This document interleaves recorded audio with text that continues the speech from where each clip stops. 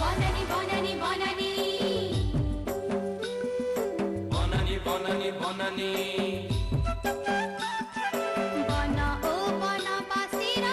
জীবন রাগিনী বনানি বনানি বনানি सबुज संपदर अनन्य कहानी বনানি বনানি বনানি जंगल जात पदार्थ सबुजिमा परिवेश পরে জীবনକୁ সুন্দর ସରସ ফুটাଏ ମୁହଁରେ ହସ फुटाए मुहरे हस ସେଇ ଜଙ୍ଗଲର ରକ୍ଷା ହେଉଛି ବନର ଦୀକ୍ଷା पेट पटणार मिलु नुआ राह बननीर ए संदेश বনানির এ সন্দেশ বনানি বনানি বনানি जंगल बिना रही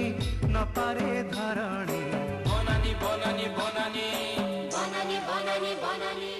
नमस्कार श्रोता बंधु आपण मानकु आजिर बनानी कार्यक्रम को सबुज स्वागत। বনানি বনানি বনানি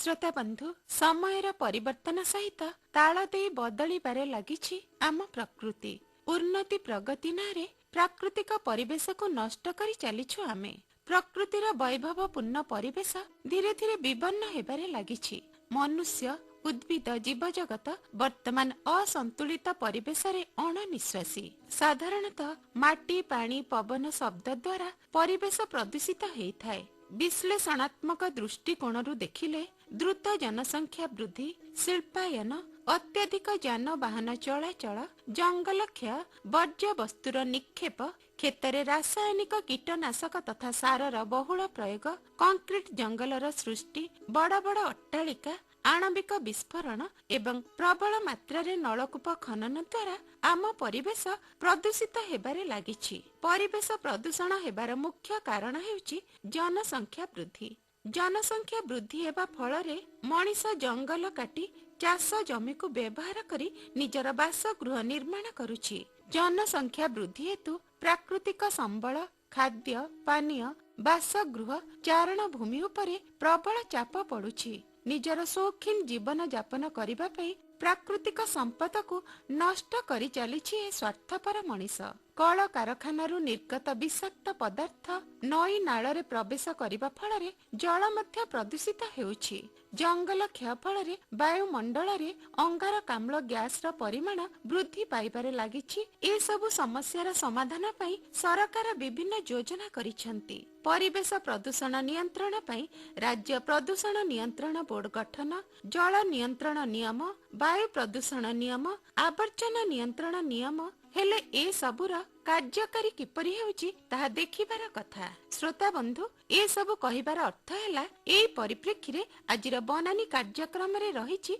एक विशेष आलोचनार विषय हेउछि शिल्पायन रे जंगल जमीर व्यवहार आ वर्तमान र व्यवस्था ए संपर्क रे आलोचना करिवा पई आम सहित अछंती प्राक्तन वनखंड अधिकारी तथा इडको परिवेश विभागर मुख्य साधारण परिचालक अशोक कुमार मिश्र सर नमस्कार आपनको स्वागत करूछु हमर बनानी कार्यक्रम को नमस्कार वर्तमान आम राज्य ओडिसा रे शिल्पर पृष्ठभूमि किपरि रहिछि ओ एहार आवश्यकता कोन सब खाली ओडिसा काहे कि आमे देश बा पृथ्वी रो कथा जदी चिंता करिवा शिल्प जे कोनसी देशर जगार विकासर एक मानदंड आमे जहा को भाबुचे डेवलप्ड कंट्रीज पाश्चात्य देश सबु सेठी शिल्प बहुत समृद्ध आजि नुह सेठी बहुत आगरु 1760 मसियारु 1840 मसिया पर्यंत चलीथिला प्रथम शिल्प विप्लव तापरे द्वितीय शिल्प विप्लव 1870 मसियारु मध्य चलीला तेनु विभिन्न प्रकार शिल्प से समय सेठी गढी उठला जेमति कोइला खणी कोइला शिल्प कपड़ा शिल्प लुहा और इस्पात शिल्प ए सब शिल्प गढिवा फलरे से सब जगह रो उन्नति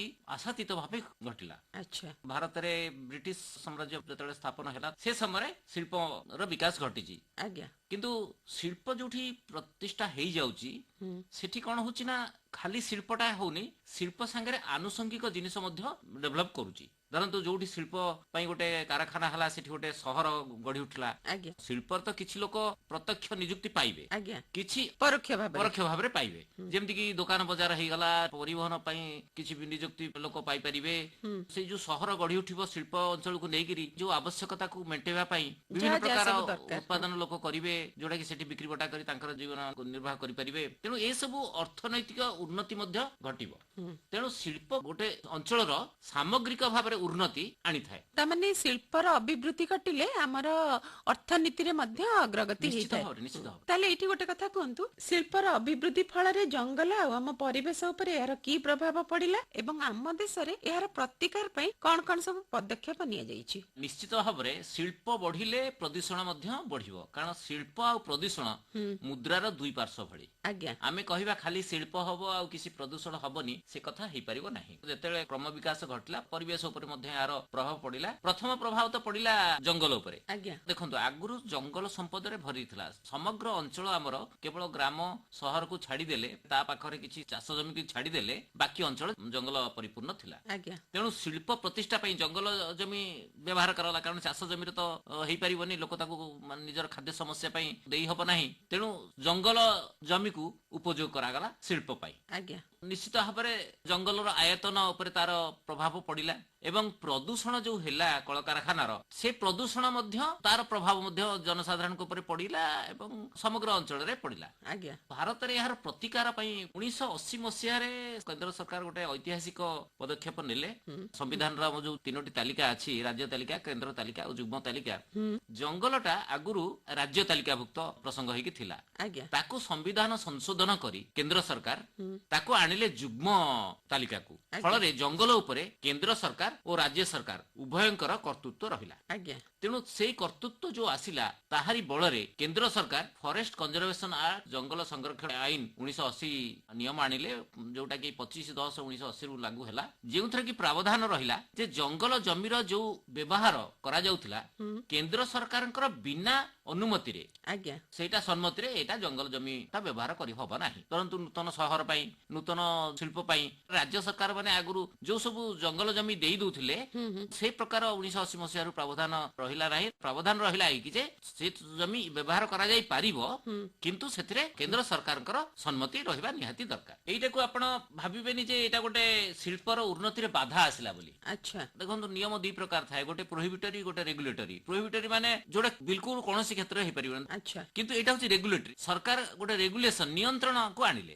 ଫଳରେ ଜଙ୍ଗଲ ଜମି ବ୍ୟବହାର ହଉଥିଲା କମିଗଲା ଟିକେ ଅଙ୍କୁଶ ଲାଗିଲା ଲାଗିଲା ଆଚ୍ଛା ସେଥିପାଇଁ ମଧ୍ୟ ସରକାର ବିଭିନ୍ନ ପ୍ରକାର ପ୍ରାବଧାନ କରିଛନ୍ତି କୋଉ ଭଳିଆ ନିୟମ ମାନେ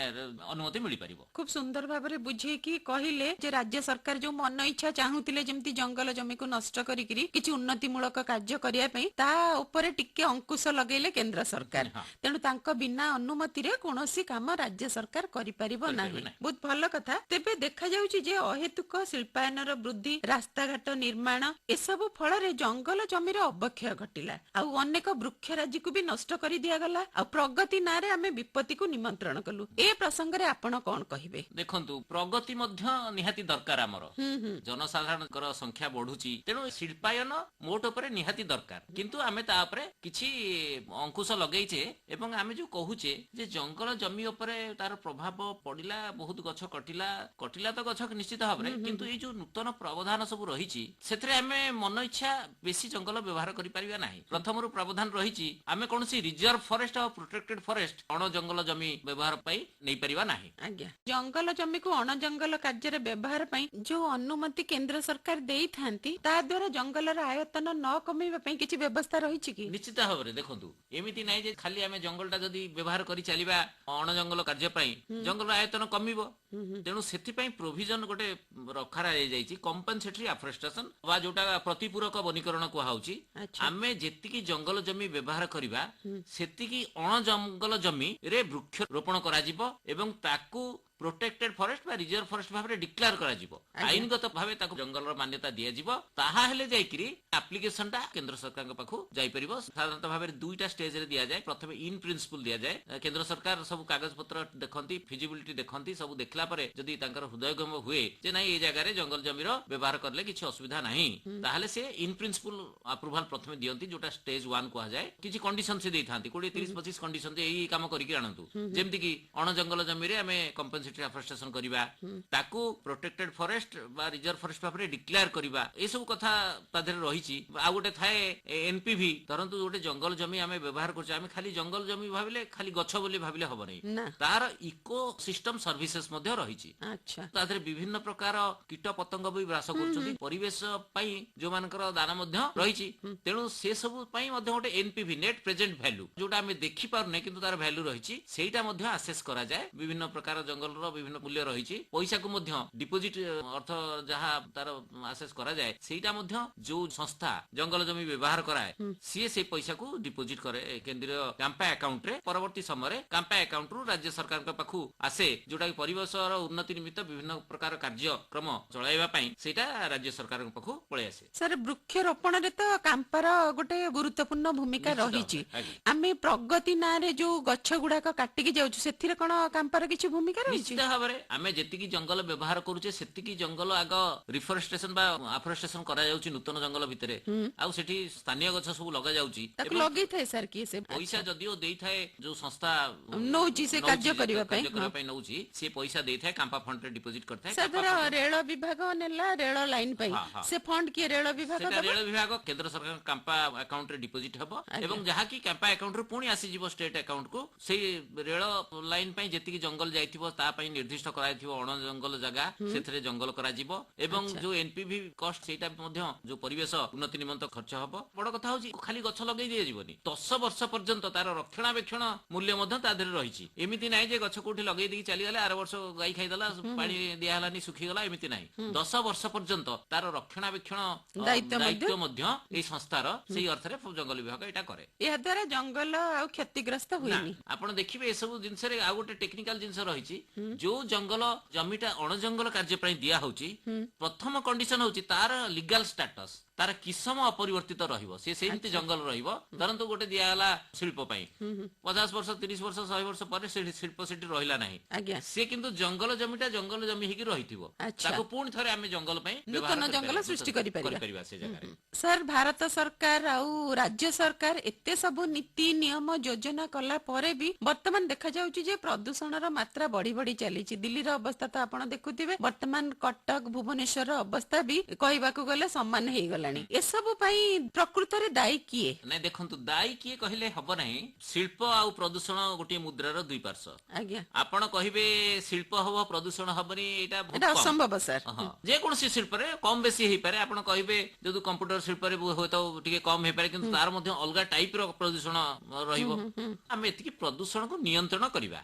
प्रदूषण को नियंत्रण करिबा पई धरंतु शिल्प रु किछि आवर्जना बाहरिबो जो आवर्जना बाहरिबो ताकू निर्दिष्ट भाबे प्रोसेसिंग करिकि धरंतु किछि प्रदूषित पानी वाला आमे से पानी टाकू जल उत्स रे छाडी परिबा नै केनाल नई रे छाडी परिबा नाही त सेति पई कोन करा हैछि ना तार मान निर्धारण करा हैछि जे शिल्पर जो पानीटा बाहरिबो तार कोन मान रहिबो आज्ञा सेटा जदी ठीक नथिबो ताले से शिल्प को बंद करा जिवो अच्छा पोल्यूशन कंट्रोल बोर्ड को सेति पई दायित्व दिया हैछि से माने समय रे देखुथिबे शिल्पर जहा प्रदूषण बाहरुछि जो प्रदूषित जल से जलटा ट्रीटमेंट होछि कि नाही सेति पई से माने ईटीपी इफ्लुएंट ट्रीटमेंट प्लांट सब प्रतिष्ठा करिवे फलरे पानीटा जो बाहरिबो से बाहरला बेलको पूरा स्वच्छ होई बाहरिबो तार सबुतिक प्रदूषण काढी दिया जिवो फलरे सेटा पुनर् कार्य लगा जाय परिबो से शिल्पर हो बा ताकू उद्यान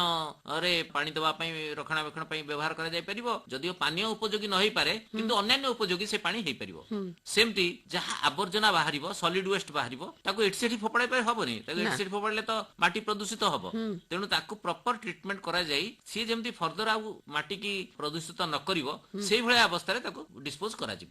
ଧୂଆଁ ତ ବାହାରିବ, ଗୋଟେ କାରଖାନାରୁ ଯଦି ଧୂଆଁ ଉଠୁଛି ଜଣେ ଯଦି ପରିବେଶବିଦ ଦେଖିବ ତା ମନ ଦୁଃଖ ହେଇଯିବ ଯେ କେତେ ଧୂଆଁ ବାହାରୁଛି, ବାୟୁମଣ୍ଡଳ ପ୍ରଦୂଷିତ। କିନ୍ତୁ ଜଣେ ଅର୍ଥନୈତିକ ବିଶେଷଜ୍ଞ ଯଦି ଦେଖିବ ସେ ଖୁସି ହବ, ଯାହା ହଉ କାରଖାନା ଚାଲିଛି ମାନେ କିଛି ଲୋକ ଏମ୍ପ୍ଲୟମେଣ୍ଟ ପାଇଛନ୍ତି, କିଛି ପ୍ରଡକ୍ସନ ହଉଛି, ଦେଶର ଜିଡିପି ବଢୁଛି, ଲୋକଙ୍କର ଆର୍ଥିକ ଅବସ୍ଥାରେ ଉନ୍ନତି ଘଟୁଛି, କିଛି ପରିବାର ଚଳୁଛି, ତେଣୁ ସେମାନେ ଖୁସି ହେବେ, ଆଜ୍ଞା। ଅଧିକାଂଶ ଲୋକ ଖୁସି ହେବେ। ଏଇଟା ତ ଗୋଟେ ସାଧାରଣ ଲୋକ ପାଇଁ ବଡ ଅସୁବିଧା ହେଇଯାଉଛି। ସେଥିପାଇଁ କଣ କି ଏ ପ୍ରକାର ବ୍ୟବସ୍ଥା ରହିଛି ଯେ ଇଲେକ୍ଟ୍ରୋଷ୍ଟାଟିକ ପ୍ରେସିପିଟର ସେମାନେ ଲଗେଇବେ, ଯୋଉ କଳା ଧୂଆଁଟା ଯାଉଛି ତାକୁ ଛାଣିକିରି କାର୍ବନ ଅଂଶ ତାର କମେଇକିରି ଯେତେ ଦୂର ସମ୍ଭବ ତାକୁ ବିଶୋଧିତ କରିକି ବାୟୁମଣ୍ଡଳରେ ଛାଡିବାର ବ୍ୟବସ୍ଥା ରହିଛି। ସାର୍, ଜଙ୍ଗଲ ଜମିର ବ୍ୟବହାର ସମୟରେ ଆଉ କଣ ସବୁ ବ୍ୟବସ୍ଥା କରିଥାନ୍ତି ଯାହାକି ପରିବେଶର ଉନ୍ନତି ନିମନ୍ତେ ସହାୟକ ହେଇଥାଏ? ନିଶ୍ଚିତ ଆମର ଏନଭାରମେଣ୍ଟାଲ କ୍ଲିୟରାନ୍ସ ଗୋଟେ ରହିଛି, ଇପିଏ ଆକ୍ଟ 2006 ରେ ଚାଲିଛି, ଏନଭାରମେଣ୍ଟାଲ ପ୍ରୋଟେକ୍ସନ ଆକ୍ଟ। ତା ଦେହରେ ବିଭିନ୍ନ ପ୍ରକାର ଶିଳ୍ପ ପାଇଁ ଏନଭାରମେଣ୍ଟାଲ କ୍ଲିୟରାନ୍ସ ର ଆବଶ୍ୟକତା ରହିଛି। କିଛି ଯେମିତି ଲଘୁ ଖଣିଜ ଦ୍ରବ୍ୟ, ବାକି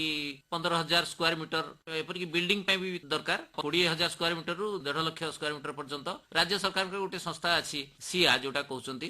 ରାଜ୍ୟ ପରିବେଶ ମଞ୍ଜୁରୀ ସେମାନେ ଦିଅନ୍ତି। ବାକି ଯଦି ତାଠୁ ଅଧିକା ହୁଏ ସେଗୁଡାକ ସବୁ କେନ୍ଦ୍ର ସରକାର ଦିଅନ୍ତି। ଯୋଉଗୁଡାକର ପ୍ରଦୂଷଣ ମାତ୍ରା, ଯୋଉ ଶିଳ୍ପରେ ଟିକେ ଅଧିକା, ଯେହେତୁ କେମିକାଲ ଇଣ୍ଡଷ୍ଟ୍ରି ହେଲା କି କୋଲ ଇଣ୍ଡଷ୍ଟ୍ରି ହେଲା କି ପାୱାର ପ୍ଲାଣ୍ଟ ହେଲା, ସିମେଣ୍ଟ ଫ୍ୟାକ୍ଟ୍ରି ହେଲା, ଏଗୁଡାକ ପାଇଁ କେନ୍ଦ୍ର ସରକାର ପ୍ରଦୂଷଣ ମଞ୍ଜୁରୀ ଦିଅନ୍ତି। ସିଏ ମଧ୍ୟ ପ୍ରଦୂଷଣ ମଞ୍ଜୁରୀ ଦେଲା ବେଳେ ଇଏ ସବୁ ସେ ମାନକ ସବୁ ସ୍ଥିର କରନ୍ତି ଯେ ଏହାର ଏଫ୍ଲୁଏଣ୍ଟ କଣ ରହିବ, ସ୍ମୋକ ଡିସଚାର୍ଜ ବା ଧୂଆଁର କଣ ମାତ୍ରା ରହିବ, ସଲିଡ ୱେଷ୍ଟ ର କଣ ମାତ୍ରା ରହିବ, ସେ ସବୁ ତା ଦେହରେ ନିର୍ଦ୍ଦିଷ୍ଟ କରି ଦେଇଥାନ୍ତି। ଏପରିକି ନଏଜ ର ମାତ୍ରା କଣ ରହିବ। ଆପଣ ଏମିତି ନାହିଁ ଯେ ବହୁତ ମେସିନ ଲଗେଇଦେବେ ତାର ବିଚିତ୍ର ସାଉଣ୍ଡ ପଲ୍ୟୁସନ ସାର୍ ବର୍ତ୍ତମାନ ବହୁତ କ୍ଷତିକାରକ ସେଇଟା। ତେଣୁ ବିଭିନ୍ନ ପ୍ରକାର ଅଙ୍କୁଶ ତା ଦେହରେ ଲଗେଇଥାନ୍ତି ଯେ ଏଇ ମାନଙ୍କର ରହିଲେ ଫ୍ୟାକ୍ଟ୍ରି ଚାଲିପାରିବ। ତାରି ଉପରେ ଆଧାର କରିକିରି ରାଜ୍ୟ ପ୍ରଦୂଷଣ ବୋର୍ଡ ଫ୍ୟାକ୍ଟ୍ରିକୁ ସବୁ ସିଟିଇ ପ୍ରଥମେ ଦିଅନ୍ତି କନସେଣ୍ଟ ଟୁ ଏଷ୍ଟାବ୍ଲିଶ, ତାପରେ ଏଷ୍ଟାବ୍ଲିଶ ହେଲା ପରେ କନସେଣ୍ଟ ଟୁ ଅପରେଟ ଦିଅନ୍ତି ଏବଂ ତାକୁ ସମୟ ସମୟରେ ଅନୁଧ୍ୟାନ କରନ୍ତି ଯେ କଣ ତାର ଏଫ୍ଲୁଏଣ୍ଟ ସବୁ ଡିସଚାର୍ଜ ସବୁ କଣ ରହିଛି, ସେ ସବୁ ସେମାନେ ନିୟନ୍ତ୍ରଣ କରନ୍ତି। ସାର୍, ଶିଳ୍ପ ଦ୍ୱାରା ମାଟି, ପାଣି, ପବନ ସବୁ କିଛି ପ୍ରଦୂଷିତ ହଉଛି, ସେ ସବୁକୁ ଆମେ କିପରି ଭାବରେ ନିୟନ୍ତ୍ରଣ କରିପାରିବା? କିଛି ତ ପ୍ରଦୂଷଣ ହବ, ତାକୁ ଆମେ ଆକୋମୋଡେଟ କରିବାକୁ ପଡିବ। ଏଇ ଯୋଉ ମୁଁ କହିଲି ବର୍ଜ୍ୟବସ୍ତୁ ପରିଚାଳନା ଠିକ ଭାବରେ କରି ତାକୁ ମଧ୍ୟ ଆମେ କଣ୍ଟ୍ରୋଲ କରିପାରିବା। କିଛି ବର୍ଜ୍ୟବସ୍ତୁ ତ ରହିବ ଆମ ପରିବେଶରେ, କିନ୍ତୁ ତାହା ଏତେ କ୍ଷତିକାରକ ହବ ନାହିଁ। ସେଥିପାଇଁ ଏଫ୍ଲୁଏଣ୍ଟ ଟ୍ରିଟମେଣ୍ଟ ପ୍ଲାଣ୍ଟ କି ଇଲେକ୍ଟ୍ରୋଷ୍ଟାଟିକ ପ୍ରେସିପିଟେଟର, ସଲିଡ ୱେଷ୍ଟ ମ୍ୟାନେଜମେଣ୍ଟ ୟୁନିଟ ସବୁ ରଖିବେ, ଫଳରେ ସବୁ ବର୍ଜ୍ୟବସ୍ତୁ ଯେପରି ବିଶେଷ କ୍ଷତି ନ କରିବ ପରିବେଶର, ସେଇଭଳି କରି ପରିବେଶରେ ଛାଡିବାକୁ ପଡିବ। ଏଥିପାଇଁ ରାଜ୍ୟ ପ୍ରଦୂଷଣ ବୋର୍ଡ ତାଙ୍କୁ ଦାୟିତ୍ୱ ଦିଆଯାଇଛି, ସେ ସେଗୁଡିକ କରି ଆସୁଛନ୍ତି ତାଙ୍କ ଲେଭେଲ। ସାର୍, ପ୍ରଦୂଷଣ ମାତ୍ରାକୁ ନିୟନ୍ତ୍ରଣରେ ରଖିବା ପାଇଁ ବା କମେଇବା ପାଇଁ ଭାରତ ସରକାର ବା ରାଜ୍ୟ ସରକାର କଣ ସବୁ ଯୋଜନା ପ୍ରସ୍ତୁତ କରିଥାନ୍ତି? ଦେଖନ୍ତୁ, ସବୁଥିରୁ ଗୁରୁତ୍ୱପୂର୍ଣ୍ଣ ଜିନିଷଟି ହଉଛି ଏଇଟା, କାରଣ ଏଇଟା ଆମ ହାତରେ ଅଛି। ବାକି ଅନ୍ୟ ଜିନିଷ ତ ଆମ ହାତରେ ନାହିଁ ଯୋଉଟା ଆମେ କରିବା ପାଇଁ ବାଧ୍ୟ ଶିଳ୍ପ, କିନ୍ତୁ ଜନସାଧାରଣଙ୍କ ଭୂମିକା ଅତ୍ୟନ୍ତ ଗୁରୁତ୍ୱପୂର୍ଣ୍ଣ। ଆପଣ ଦେଖିବେ ବିଦେଶରେ, ମାନେ ଯୋଉଟା ଆମେ କହୁଛେ ପାଶ୍ଚାତ୍ୟ ଦେଶରେ, ସେଠି ସମଗ୍ର ଜନସାଧାରଣ ସେମାନେ ଭାରି ସମ୍ବେଦନଶୀଳ। ସେମାନେ ନିଜର ପରିବେଶକୁ ବହୁତ ନିର୍ମଳ ଓ ସ୍ୱାସ୍ଥ୍ୟକର ଭାବରେ ସେଇଥିପାଇଁ ରଖିପାରିଛନ୍ତି। ତେଣୁ ଆମକୁ ମଧ୍ୟ ସାମାଜିକ ସ୍ତରରେ ସେହି ପ୍ରକାର ଷ୍ଟେପ୍ସ ନେବାକୁ ପଡିବ, ଉଦ୍ୟମ କରିବାକୁ ପଡିବ, ଫଳରେ ଆମର ପରିବେଶ ନିର୍ମଳ ଓ ସ୍ୱାସ୍ଥ୍ୟକର ରହିପାରିବ। ବହୁତ ତ ଅଛି ଆମେ କାର୍ଯ୍ୟକ୍ରମ ହାତକୁ ନେଇପାରିବା, ଜନସାଧାରଣ ନିଜେ କରିପାରିବେ। ଗୋଟିଏ କଥା ଧରିକି ବିଦ୍ୟୁତ ଶକ୍ତି, ଆମେ ଭାବୁଛେ ଆମେ ପଇସା ଦଉଛେ ବିଦ୍ୟୁତ ବ୍ୟବହାର କରୁଛେ, ସେଥିରେ କିଛି କାହାର ଯାଉନି, କିନ୍ତୁ ଆକ୍ଚୁଆଲି କଣ ହଉଛି ଦେଖନ୍ତୁ, ଆମେ ଗୋଟିଏ ୟୁନିଟ ଯୋଉ ବିଦ୍ୟୁତ ଜାଳୁଛେ ସେଥିପାଇଁ ଗୋଟିଏ କିଲୋୱାଟ ଖର୍ଚ୍ଚ କରୁଛେ, ମାନେ 2.5 କେଜି ଯାଉଛି ଆମର କାର୍ବନ ଡାଇଅକ୍ସାଇଡ ବାୟୁମଣ୍ଡଳକୁ। କାରଣ ଆମର ଯେତେ ଉତ୍ପାଦନ ହଉଛି ବିଦ୍ୟୁତ, 70% ଆସୁଛି କୋଇଲାରୁ ପୋଡିକିରି। ତେଣୁ ଆମେ ମନ ଇଚ୍ଛା ଯଦି ବିଦ୍ୟୁତ ବ୍ୟବହାର କରିବା, ଆମ ପାଖରେ ପଇସା ଅଛି ବୋଲି ଆମେ 5,000 ୟୁନିଟ 10,000 ୟୁନିଟ ମାସକୁ ଖର୍ଚ୍ଚ କରିବା, ତା ଦ୍ୱାରା ଆମେ ପରିବେଶକୁ ପୁରା ନଷ୍ଟ କରିଦଉଛେ, ପୁରା ବିପଦ ମୁଖକୁ ଠେଲି ଦଉଛେ। କାରଣ ଧରନ୍ତୁ ଆମେ 300 ୟୁନିଟ ଯଦି ବ୍ୟବହାର କଲେ, ଭାବି ନିଅନ୍ତୁ 750 କେଜି ର କାର୍ବନ ଡାଇଅକ୍ସାଇଡ ଆମେ ମାସକୁ ଛାଡିଦେଲେ ପରୋକ୍ଷରେ, ଆମ ପାଇଁ ଥର୍ମାଲ ପାୱାର ୟୁନିଟ ସେତିକି ପୋଡିକିରି ଆମକୁ ସପ୍ଲାଇ ଦଉଛି। ତେଣୁ ଆମେ ଯେତେ କମ ବ୍ୟବହାର କରିବା ବିଦ୍ୟୁତ ଶକ୍ତି, ସେତେ ପରିବେଶ ପାଇଁ ମଙ୍ଗଳମୟ। ଆମେ ଏଇଠି ଆଉ ଗୋଟେ କାମ କରିପାରିବା, ଯୋଉଟା ରିନ୍ୟୁଏବଲ ସୋର୍ସ ଯୋଉଟା ଅଛି, ଅକ୍ଷୟ ଶକ୍ତି ଯୋଉଟା ଆମେ କହୁଛେ, ସେଗୁଡିକ ଯଦି ବ୍ୟବହାର କରିବା, ତାହେଲେ ଆମେ ବହୁତ ପରିମାଣରେ ପରିବେଶକୁ ପ୍ରଦୂଷଣରୁ ମୁକ୍ତ କରିପାରିବା। ଆପଣ ଯେମିତି କହୁଥିଲେ ସୌର ଶକ୍ତିର ଉପଯୋଗ କରିବା ପାଇଁ, ସେମିତି ଆମର ଯୋଉ ଶିଳ୍ପାୟନରେ ସୌର ଶକ୍ତିର ବ୍ୟବହାର ହେଇପାରିବ କି? ହଁ, ହେଇପାରିବ। ଆମର ଖୋର୍ଦ୍ଧା ଇଣ୍ଡଷ୍ଟ୍ରିଆଲ ଏଷ୍ଟେଟରେ ଗୋଟେ ଅଛି ଆଇଟିସି ର ଫ୍ୟାକ୍ଟ୍ରି ଅଛି, ଯୋଉଠି କି ନୁଡଲ୍ସ ବିସ୍କୁଟ ହେରିକା ତିଆରି ହଉଛି। ତାଙ୍କର ଯେତିକି ରିକ୍ୱାରମେଣ୍ଟ ଅଛି, ତାର 26% ସେମାନେ ସୋଲାର ଶକ୍ତିରୁ ପାଉଛନ୍ତି। ମାନେ ତାଙ୍କର ଯୋଉ ଶିଳ୍ପ ଯୋଉଠି ହେଇଛି, ତାର ଛାତ ମଧ୍ୟ ବହୁତ ଲମ୍ବା ଚଉଡା ଛାତ ରହିଛି। ତେଣୁ ତା ଉପରେ ସେମାନେ ସୋଲାର ପ୍ୟାନେଲ ଲଗେଇ ଦେଇଛନ୍ତି ଏବଂ ତାଙ୍କର ଯେତିକି ଦରକାର ଶିଳ୍ପ ଚଲେଇବା ପାଇଁ ବିଦ୍ୟୁତ ଶକ୍ତି 26% ପର୍ଯ୍ୟନ୍ତ ସେମାନେ ସେଇଠୁ ପାଇ ଯାଉଛନ୍ତି। ଖାଲି ଶିଳ୍ପ ନୁହଁ, ଶିଳ୍ପ ଅପେକ୍ଷା ବେଶୀ ହଉଛି ଆମର ଘରୋଇ ଭାବରେ ଯଦି ବ୍ୟବହାର କରିପାରିବା। ସାର୍ ତାହେଲେ ଏଇ ସୌର ଶକ୍ତି ସମ୍ପର୍କରେ ଆମ ଶ୍ରୋତା ବନ୍ଧୁ ମାନଙ୍କୁ କିଛି ସମ୍ୟକ ଧାରଣା ଦିଅନ୍ତୁ। ନିଶ୍ଚିତ ଭାବରେ ଆମେ ସମସ୍ତେ ଜନସାଧାରଣ ସଚେତନ ହବା ଦରକାର। ବିଶେଷ କରି ଆମ ଓଡିଶାର ସ୍ଥିତି ବହୁତ ଗମ୍ଭୀର। ଆମର ଜିଡିପି କୁ, ଦେଶର ଯୋଉ ଜିଡିପି ର 3/3 ହଉଛି ଆମର ଦାନ, କିନ୍ତୁ ଆମେ ପଲ୍ୟୁସନ ଦଉଛେ ବା ଆମେ ଯୋଉ carbon dioxide emission, carbon footprint ଛାଡୁଛେ 9%। ତାମାନେ ପ୍ରପୋର୍ସନାଲି 3 ଗୁଣା ଅଧିକ ଆମେ ଛାଡୁଛେ। ଏହାର କାରଣ ହଉଛି ବିପୁଳ ଭାବେ ଏଇ ଯୋଉ କୋଇଲାରୁ ଉତ୍ପାଦିତ ବିଦ୍ୟୁତ ବ୍ୟବହାର କରୁଛେ। ଅବଶ୍ୟ ଅନ୍ୟ କାରଣ ରହିଛି, କାରଣ ବହୁତ ଷ୍ଟିଲ ପ୍ଲାଣ୍ଟ ମଧ୍ୟ ଆମର ଏଠି ଅଛି, ଫଳରେ ତାର ମଧ୍ୟ ଏମିସନ ବହୁତ ଅଧିକା ରହୁଛି। କିନ୍ତୁ ଆମେ ଜନସାଧାରଣ ଯଦି ସଚେତନ ହବା, ବହୁତ ଆମେ ଏଇଟା କରିପାରିବା। ଗୁଜରାଟ, ରାଜସ୍ଥାନ ଏସବୁ ଜାଗାରେ ସୌରଶକ୍ତିର ବ୍ୟବହାର ବହୁତ ଅଧିକା ସେମାନେ କଲେଣି। ଆମ ଓଡିଶାରେ ସୌର ଶକ୍ତିର ବ୍ୟବହାର କାହିଁ ଏତେ କମ ଲୋକମାନେ କରୁଛନ୍ତି? ସଚେତନତା ଆମେ ଟିକେ ସଚେତନତା ପାଇଁ କଣ ସବୁ କରିବା ଦରକାର? ବର୍ତ୍ତମାନ ରାଜ୍ୟ ସରକାର ସଚେତନତା ପାଇଁ କାର୍ଯ୍ୟକ୍ରମ ହାତକୁ ନେଇଛନ୍ତି। ଟାର୍ଗେଟ ସବୁ ରଖାଯାଇଛି। ଏଇ ବର୍ଷ ରଖାଯାଇଛି 1,35,000 ଘରୋଇ ୟୁନିଟ କୁ ଆମେ ସୋଲାର ପ୍ୟାନେଲ ରଖିବାର ବ୍ୟବସ୍ଥା ରଖାଯାଇଛି। ସାର୍ ସରକାରଙ୍କ ତରଫରୁ ସୌର ଶକ୍ତି ପାଇଁ କିଛି ସବସିଡି ପାଇବାର ବ୍ୟବସ୍ଥା ଅଛି କି? ସେଇଟା ତ ମୁଖ୍ୟ, କାରଣ ସବୁଠି ଆମେ ଚିନ୍ତା କରିବା ଯେ କଣ ଲାଭ, କାରଣ ଖାଲି ଯଦି କହିବା ପରିବେଶର ଉନ୍ନତି ହବ, ସେଥିରେ ଲୋକ ବିଶେଷ ଆଗ୍ରହ ଦେଖେଇବେ ନାହିଁ। ସବସିଡି ଅଛି, ମୁଁ କହିଦଉଛି। ଧରନ୍ତୁ ଆପଣ 1 କିଲୋୱାଟ ର ଯଦି ସୋଲାର ପ୍ୟାନେଲ ଲଗେଇବେ, ତାହେଲେ ସେଥିପାଇଁ କେନ୍ଦ୍ର ଦେବେ 30,000 ଏବଂ ରାଜ୍ୟ ସରକାର ଦେବେ 25,000, ଏମିତି 55,000 ଟଙ୍କା ଆପଣ ସବସିଡି ପାଇବେ। ସେଇଭଳି ଯଦି 2 କିଲୋୱାଟ ର ଲଗେଇବେ ସୋଲାର ପ୍ୟାନେଲ, ସେଥିପାଇଁ କେନ୍ଦ୍ର ଦେବେ 60,000 ଏବଂ ରାଜ୍ୟ ସରକାର ଦେବେ 50,000, ଟୋଟାଲ 1,10,000 ପାଇଲେ। ସେମିତି ଯଦି 3 କିଲୋୱାଟ ର ଲଗେଇବେ, ସେଥିପାଇଁ କେନ୍ଦ୍ର ଦେବେ 78,000 ଟଙ୍କା, ରାଜ୍ୟ ଦେବେ 60,000 ଟଙ୍କା ଏବଂ 1,38,000 ଟଙ୍କା ଆପଣ ଟୋଟାଲ ପାଇଲେ। ଆପଣଙ୍କ ଖର୍ଚ୍ଚ ଆସିବ ପାଖାପାଖି 2 ଲକ୍ଷ ଟଙ୍କା। 2 ଲକ୍ଷ ଟଙ୍କାରୁ 1,38,000 ଟଙ୍କା ଆପଣ ପାଇଗଲେ, ସବସିଡି ପାଇଗଲେ, ଆପଣଙ୍କ ଆକାଉଣ୍ଟକୁ, ବ୍ୟାଙ୍କ ଆକାଉଣ୍ଟକୁ ପଳେଇବ। ଆଉ ଯୋଉ 60,70,000 ଟଙ୍କା ଆପଣଙ୍କର ହାତରୁ ଦବାକୁ ପଡିଲା, ସେଇଟା ଆପଣଙ୍କର ମାତ୍ର 3 ବର୍ଷ ଭିତରେ ସେଟା ମେକଅପ୍ ହେଇଯିବ। ଯେତିକି ପ୍ରଡକ୍ସନ ହବ, 3 କିଲୋୱାଟ ଲଗେଇଲେ ଧରନ୍ତୁ 300 ୟୁନିଟ୍ ଆସିଲା, 300 ୟୁନିଟ୍ ର ପଇସା ଆପଣ ଦେଖିବେ 3 ବର୍ଷ ଭିତରେ ଯୋଉ 60,000 ଖଣ୍ଡେ ରହୁଛି ସେ ମେକଅପ୍ ହେଇଯିବ। ସାର୍ ସୌର ଶକ୍ତି ତ ସୃଷ୍ଟି ହେଇଥାଏ ସୂର୍ଯ୍ୟଙ୍କ କିରଣରୁ। ଯେତେବେଳେ ବର୍ଷା ଦିନ ହବ, ଲାଗିକିରି 5-6 ଦିନ ସୂର୍ଯ୍ୟ ଦେଖାଯିବେନି, ବର୍ଷା ଲାଗି ରହିବ, ସେତେବେଳେ ସୌର ଶକ୍ତି କେମିତି ଉତ୍ପାଦନ ହେଇପାରିବ? ବହୁତ ସୁନ୍ଦର କଥା। ସୂର୍ଯ୍ୟ ଆମେ ଯୋଉ ପ୍ରଥମରୁ ପଢିଛେ ସକଳ ଶକ୍ତିର ଆଧାର। ସୂର୍ଯ୍ୟଙ୍କ ଯୋଉ ସୌର ରଶ୍ମି ଆସୁଛି, ତାର 2ଟି ଉପାଦାନ ଅଛି, ଗୋଟେ ହିଟ୍ ଏଲିମେଣ୍ଟ ଆଉ ଗୋଟେ ହଉଛି ଲାଇଟ୍ ଏଲିମେଣ୍ଟ। ବର୍ଷା ଦିନେ ମଧ୍ୟ ଏମିତି ନାହିଁ ଯେ ଅନ୍ଧାର ହେଇଯାଉଛି, ଆଲୋକିତ ବି ରହୁଛି, ହୁଏତ କମ ଆସୁଛି। ତେଣୁ ତା ଦେହରେ ଫୋଟନ ଯୋଉଟା ରହୁଛି, ଯୋଉଟା କି ଲାଇଟ୍ କମ୍ପୋନେଣ୍ଟ ଯୋଉଟା, ସେଇଟା ହିଁ ସୌର ଶକ୍ତି ଉତ୍ପାଦନ କରାଏ। ତେଣୁ ସେଇଟା ବିଶେଷ ଆଫେକ୍ଟ ହୁଏନି, ବରଂ ବର୍ଷା ଦିନେ ପ୍ରଡକ୍ସନ ଟା ବେଶୀ ହବ ଆଉ ଡିଫ୍ୟୁଜ ଲାଇଟ୍ ରେ ବେଶୀ ହବ। ସେଥିପାଇଁ କାରଣ ଡାଇରେକ୍ଟ ସନଲାଇଟ୍ ଅପେକ୍ଷା ତାର କେମିକାଲ ଜିନିଷ ଅଛି, କାରଣ ଯେହେତୁ ବେଶୀ ହିଟ୍ ହେଇଗଲେ ଏଫିସିଏନ୍ସି କମିଯାଏ। ଯେମିତି ଆମେ ବିଦ୍ୟୁତ ଶକ୍ତିକୁ ସଞ୍ଚୟ କରି ରଖିପାରୁଛୁ, ସେମିତି ସୌର ଶକ୍ତିକୁ ଆମେ ସଞ୍ଚୟ କରି ରଖିପାରିବେ। ଯେମିତି ଘରେ ଇନଭର୍ଟର ଲଗାଉଛେ, ଇନଭର୍ଟରରେ ବ୍ୟାଟେରୀରେ ଆମର ଶକ୍ତି ସଞ୍ଚୟ ହେଇକି ରହିଲା ଏବଂ ଯେତେବେଳେ ବିଦ୍ୟୁତ ଶକ୍ତି କଟି ଯାଉଛି ଏଟା ଆମକୁ ଯୋଗାଉଛି। ୟା ପାଇଁ ମଧ୍ୟ ସେମିତି କରିଦେଇ ହବ, ବ୍ୟାଟେରୀ ଲଗାଇବ, କିନ୍ତୁ ବ୍ୟାଟେରୀ ଲଗାଇବାଟା ଟିକେ ବ୍ୟୟ ସାପେକ୍ଷ। ତେଣୁ ସିଷ୍ଟମ ଏଭଳିଆ ସରକାର କରିଛନ୍ତି, ଆପଣଙ୍କର ଯେତିକି ପ୍ରଡକ୍ସନ ହେଲା ଟୋଟାଲ ମିଟରିଂ ରୁ ସେତିକି କମିଯିବ। ଧରନ୍ତୁ ମୁଁ 400 ୟୁନିଟ ମୋର ମାସକୁ ଖର୍ଚ୍ଚ ହଉଛି, ମୋର ଦିନ ବେଳା ଯେତିକି ପ୍ରତିଦିନ ହେଲା, ଏମିତି ମାସ ଯାକ ହେଇଗଲା 300 ୟୁନିଟ, ତେଣୁ ମୋର ଟୋଟାଲ 400 ୟୁନିଟ ରୁ 300 ୟୁନିଟ କଟିକି ମତେ 100 ୟୁନିଟ ର ପଇସା ଦବାକୁ ପଡିବ। ତେଣୁ ରାତିରେ ଯଦିଓ ମୋର ପ୍ରଡକ୍ସନ ହଉନି, ରାତିରେ ମୁଁ ଗ୍ରିଡ ରୁ ଡିସ୍କମ୍ ମାନେ ଦଉଛନ୍ତି, ଡିଷ୍ଟ୍ରିବ୍ୟୁଟର କମ୍ପାନୀ ଦଉଛନ୍ତି, ତାଙ୍କଠୁ ମୁଁ ନେବି, ତାଙ୍କଠୁ ବିଦ୍ୟୁତ ଶକ୍ତି ବ୍ୟବହାର କରିବି ଏବଂ ମୋଠୁ ଯେତିକି ପ୍ରଡକ୍ସନ ହେଇଥିବ ତାଙ୍କ ଗ୍ରିଡ କୁ ଯାଇଥିବ ଏବଂ ସେ ତାଙ୍କର ହିସାବ କରି ମିଟର ଯୋଉ ଲାଗିଥିବ ନେଟ୍ ମିଟରିଂ ଭାବରେ ଆମକୁ ବିଲ୍ ଟା ଦେବେ। ସାର୍ ଏଇ ସୌର ଶକ୍ତିକୁ ନେଇକି ଆମ ଶ୍ରୋତା ବନ୍ଧୁ ମାନଙ୍କୁ କିଛି କୁହନ୍ତୁ, ଯୋଉମାନେ ସଚେତନ ହେବେ ଆଉ ଆଗ୍ରହ ପ୍ରକାଶ କରିବେ ସୌର ଶକ୍ତି ସବୁ ନିଜ ଘରେ ବ୍ୟବହାର କରିବା। କହିବି ଏଇଟା ଯୋଉ ଟାର୍ଗେଟ ରଖାଯାଇଛି, ଧରନ୍ତୁ ଏ ବର୍ଷ 1,35,000 ଗୃହରେ ସୌରଶକ୍ତି ଲଗାଇବା ପାଇଁ, ଏଥିପାଇଁ ତ ଏତେ ସବସିଡି କେନ୍ଦ୍ର ସରକାର ଦଉଛନ୍ତି, ରାଜ୍ୟ ସରକାର ଦଉଛନ୍ତି ଏବଂ ବାକି ତକ ଟଙ୍କା ମଧ୍ୟ ବ୍ୟାଙ୍କରୁ ଲୋନ ରେ ମିଳିଯାଉଛି। କେମିତି କଣ ସାର୍ ଆପ୍ଲାଏ କରିବେ ନିଜ ସୌର ଶକ୍ତି ଘରେ ଲଗାଇବା ପାଇଁ? ଏଇଟା ତ ଅନଲାଇନ ଆପଣ କରିପାରିବେ, କିନ୍ତୁ ପେପର ମାନଙ୍କରେ ଆଡଭର୍ଟାଇଜମେଣ୍ଟ ଯାଉଛି, ତା ଦେହରେ ନମ୍ବର ଦେଇଛି, ଆପଣ ଖାଲି ଗୋଟେ କଲ୍ କରିଦେଲେ ଆପଣଙ୍କ ପାଖାପାଖି ଯୋଉମାନେ ସବୁ ଭେଣ୍ଡର ଅଛନ୍ତି, ଯୋଉମାନେ ବସଉଛନ୍ତି, ଇନଷ୍ଟଲ କରୁଛନ୍ତି, ସେଇମାନେ ଆପଣଙ୍କୁ କଣ୍ଟାକ୍ଟ କରିବେ। ଅଫଲାଇନ ରେ ସାର୍? ଅଫଲାଇନ ରେ କରିବେ, ଅନଲାଇନ ରେ କରିବେ, ଦିଟା ଆପଣ କରିପାରିବେ।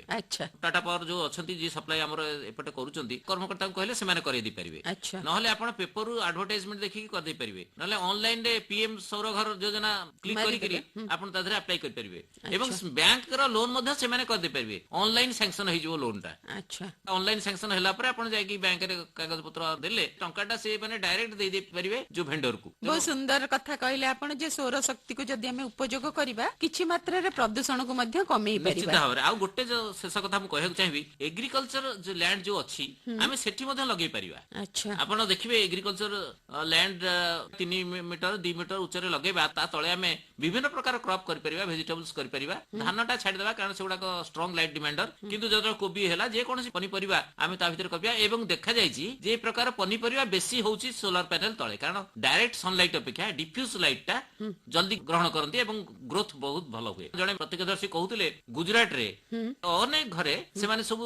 रूफटॉप गार्डन जो करचंती किचन गार्डन अच्छा सोलर पैनल छत लगे ଉପରେ ସବୁ तळे करचंती। सब करूचंती एवं सेतरे बहुत मध्य इलेक्ट्रिसिटी को इलेक्ट्रिसिटी पाइले प्लस परिवा मध्य अमल कले सर बहुत बढ़िया कथा कहले हम श्रोता बंधु माने जदि शुणुथिबे आजिर कार्यक्रम निश्चय आपणक द्वारा प्रभावित होई घरे सौर शक्ति लगेबा पई चेष्टा करिवे ताले शेषरे सर आजिर हमर विषय थिला जंगल जमी व्यवहार वर्तमान व्यवस्था ताकू नै हम श्रोता बंधु मानको कोन उपदेश देबे सुनंतु बहुत समय रे जंगल नष्ट पई शिल्प ऊपर आसे एक्विजिशन आसे लोक निंदा करंती किंतु शिल्पटा गोटे इनेविटेबल निहाती दरकार देशर उन्नति पई हमर उन्नति पई जीवन जीविका पई निहाती दरकार एवं आउ अध्य एबे सरकार 2023 मसिया रे गोटे आईनगत व्यवस्था करिसंती जे साधारण भाबे शिल्प पई जंगल जमी व्यवहार करा जीवो नाही केवल निहाती जोठी दरकार सेठी करा जीवो बाकी अन्य डेवलपमेंट काम पई रहइबो धरंतु रेलवे लाइन हैला सड़क परिवहन पई हैला ए सब पई जोठी जंगल जमी रे किछि व्यवहार करिवार असुविधा नाही किंतु शिल्प पई साधारण भाबे जोटा नॉट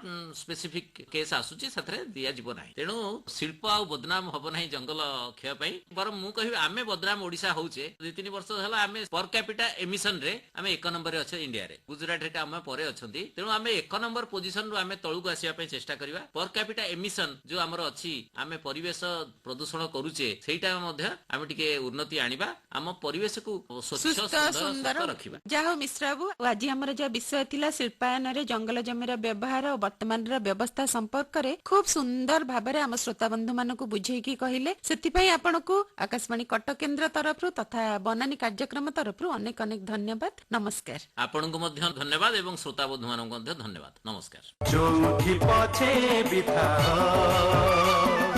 जिनीति पछे बिता गोटिए गोटिए गछ लगाइबा आजी ये सापा धनिया जोठी पछे बिथा नाही बोली गछ आसे दुर्विपाक बात्या बढ़ी अंशुघात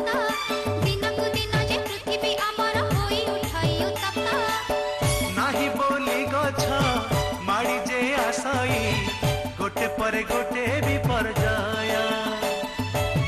जीवन को करे उछन्न अथय लागे बड़ा सहाय आशा लगाइबा गछ सुस्थ हेबा परिवेश सबुजिमा भरी जीव धरणी रे जीवन हेब सरस बिल बंद हता बाड़ी सड़क रे धाड़ी धाड़ी स्कूल कॉलेज कार्यालय परिसर बिते पानी छाड़ी আজি ठुहे आरंभ गछ लगार परब श्रोता बंधु आज तो समय हो जाइछि तेबे आजिर कार्यक्रम को एठी रखुछु आजिर कार्यक्रम प्रयोजना और परिचालना दायित्व रे थिले दुर्गा माझी एवं उपस्थापना रे मु थिली निहारपाड़ा पटनायक बनानी बनानी बनानी आज पई ताहले विदाय दियंतु रहुछु नमस्कार बनानी बनानी बनानी बनानी बनानी बनानी सबुज संपदर अनन्य कहानी बनानी बनानी बनानी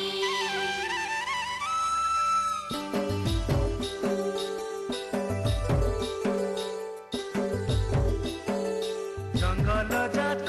पदार्थ सबुजिमा परिवेश हरे जीवन को सुंदर सरस फुटाए मोहरे हस फुटाए मुहरे हस सेई जंगल रक्षा हेउ जीवन दीक्षा पेट पाटणार मिळून राह बननीर ए संदेश